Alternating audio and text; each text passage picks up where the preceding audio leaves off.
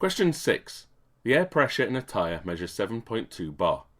Air is leaking out at a rate of 0.2 bar per day. For question A, we'd have to assume that the air continues to leak at the same rate. After how many days will the pressure measure 4.8 bar? This is a 2-mark question. I would approach this by looking at how much air has actually been lost to go from 7.2 down to 4.8. 7.2 subtract 4.8. Remembering this is a non-calculator paper, so you would have to do this manually. 12 take away 8 is 4. 6 subtract 4 is 2. So we've lost 2.4 bar of air pressure. If this is leaking at a rate of 0.2 bar per day, what we're doing essentially here is dividing 2.4 by 0.2. When dividing by decimals, it's often easier just to multiply both numbers by 10 to keep these as whole numbers. So how many times does 2 go into 24? Well, that would be 12. So after 12 days, the pressure would be down to 4.8 bar.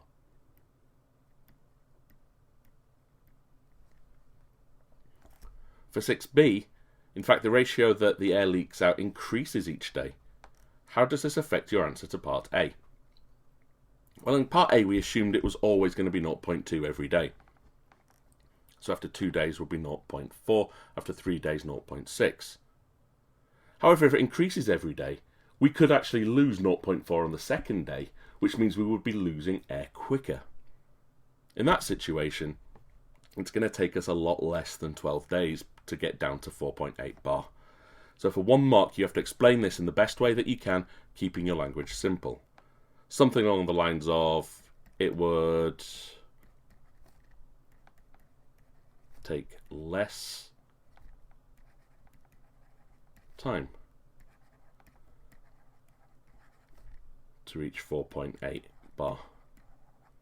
Anything that explains that the 12 days is a maximum and that because the air is going out quicker, it would take less time. If you were asked for a larger number here, you couldn't predict this unless they told you what the change in rate was. So a simple answer here for 1 mark, saying just less than 12 days, shows an understanding of what's going on.